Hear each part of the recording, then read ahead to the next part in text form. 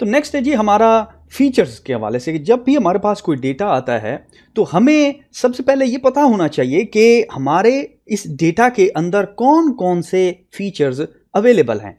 Imagine करें कि ये मेरे पास एक टेबल आया है, ठीक है, और इस टेबल के अंदर लेट्स से कुछ कॉलम्स अवेलेबल हैं जिनके अंदर कुछ इंफॉर्मेशन पड़ी हुई है, ठीक है। ये देखिए, पहला कॉलम है आईडी का, दूसरा है weight, then let's call this sex, this is heart rate, HR कह देता हूँ इसको मैं, और इसको मैं कह देता हूँ लेट्स से प्रिडिक्शन क्या करनी है, और प्रिडिक्शन करनी है लेट्स से डिजीज प्रिडिक्ट करनी है, DESEAS डिजीज, कि क्या बंदे को लेट्स से कोई हेपेटाइटिस तो नहीं है, इमेजिन करें, जस्ट एन इमेजिनरी केस। तो मैं इसको फिल कर देता हूं। ओके, तो ये मैंने एक हाइपोथेटिकल टेबल जो है आपके सामने बनाया हुआ है। अब अगर इस टेबल के ऊपर गौर करें तो हमारे पास पेशेंट्स का डेटा है। जो पहला कॉलम है वो आईडी है, पेशेंट का आईडी, उसके बाद वेट है, सेक्स है और उसका हार्ट रेट है, और भी जो फीचर्स हैं वो अवेलेबल हो सकते हैं। याद रहे कि ये जो फीचर्स आपको यहां पे नजर आ रहे हैं ना, ये तीन कॉलम्स, इन तीनों को कहते हैं फीचर्स। और फीचर जब मैं कहता हूं तो ये फीचर्स वेरिएबल हैं, हम इनको फीचर वेरिएबल भी कहते हैं, ठीक है। तो ये फीचर वेरिएबल हो गया, वेरिएबल। और जो लास्ट कॉलम है जो आपको यहां पे नजर आ रहा है, बेसिकली ये वाला, ये वो कॉलम है जो कि हमारा टारगेट है, जो कि हमने प्रिडिक्ट करना है, ठीक है। तो इसलिए इसको कहते हैं टारगेट वेरिएबल, टारगेट वेरिएबल, ठीक है। तो दो चीजें आपने देखी, एक तो होते हैं फीचर वेरिएबल, दूसरा होता है टारगेट वेरिएबल। टारगेट वेरिएबल वो होता है जो कि हमने प्रिडिक्ट करना होता है। अब जरा हम थोड़ा सा मजीद इंफॉर्मेशन फीचर वेरिएबल से ना एक्सट्रैक्ट करने की कोशिश करते हैं। अब देखिए फीचर वेरिएबल में क्या इंफॉर्मेशन दे रहा है। फीचर वेरिएबल में अगर आप गौर करें तो दो किस्म के फीचर एग्जिस्ट करते हैं। एक किस्म का फीचर है जो कि बेसिकली न्यूमेरिक है, नंबर है। दूसरी किस्म का फीचर है, आपको यहां पे नजर आ रहा है, जो कि बेसिकली कैटेगोरिकल फीचर है, ठीक है। तो फीचर के अंदर अगेन फर्दर हमारे पास दो कैटेगरीज हैं। पहली है न्यूमेरिक, NUMERIC, न्यूमेरिक, और दूसरी है कैटागोरिकल, ठीक है। तो दो कैटेगरीज हो गई, न्यूमेरिक और कैटेगोरिकल। अब जो भी डेटा आपके पास आता है, आप बेसिकली उस डेटा को एक्सपेंड कर सकते हैं depending upon the existing information.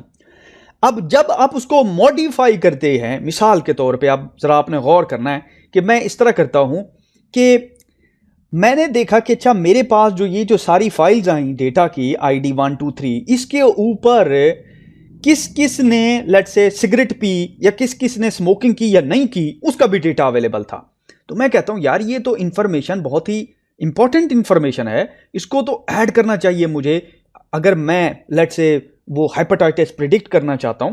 तो आप क्या कहते हैं कि यार स्मोक का मैं कॉलम बना देता हूं, और स्मोक में मैं कह देता हूं हाँ इसमें यस ये स्मोकिंग करता है, ये नहीं करता, और अगेन ये भी स्मोकिंग करता है, ठीक है। Make sense.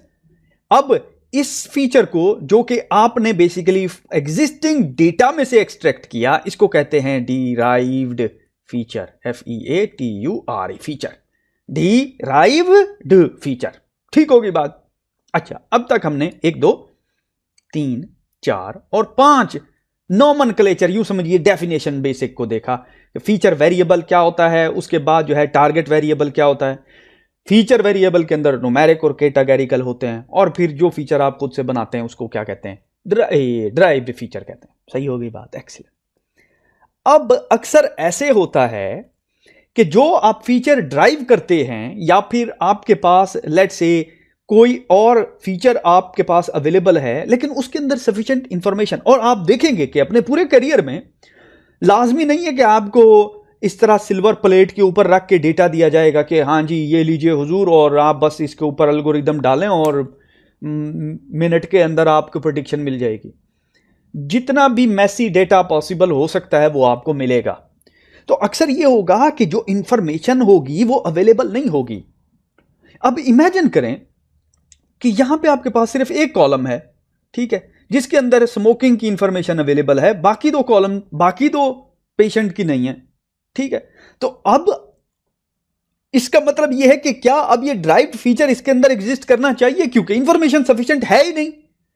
तो ये क्या क्राइटेरिया होना चाहिए? बेसिकली नॉर्मल है 10% ऑफ द सैंपल को होना चाहिए उनके पास वो फीचर अवेलेबल होना। मिसाल 100 बंदों का अगर आप 100 पेशेंट का डेटा डील कर रहे हैं तो एट लीस्ट 10 बंदों का आपके पास डेटा होना चाहिए एट लीस्ट, ठीक है। Otherwise it's totally useless to include this. सही होगी बात? चले, ये तो बात थी हमारी फीचर्स के हवाले से कि आपने देखा कि हमने पहले प्रॉब्लम के हवाले से देखा कि प्रॉब्लम को किस तरीके से सॉल्व करना है, प्रॉब्लम डिफाइन कैसे करना है, फिर आपने डेटा की कैटेगरीज देखा, डेटा के बारे में देखा, इवैल्यूएशन सीखा, और अब हमने फीचर्स के हवाले से बात की। तो नेक्स्ट लेक्चर के अंदर हम लोग मॉडलिंग की बात करेंगे कि मॉडलिंग को किस तरीके से हैंडल करना है।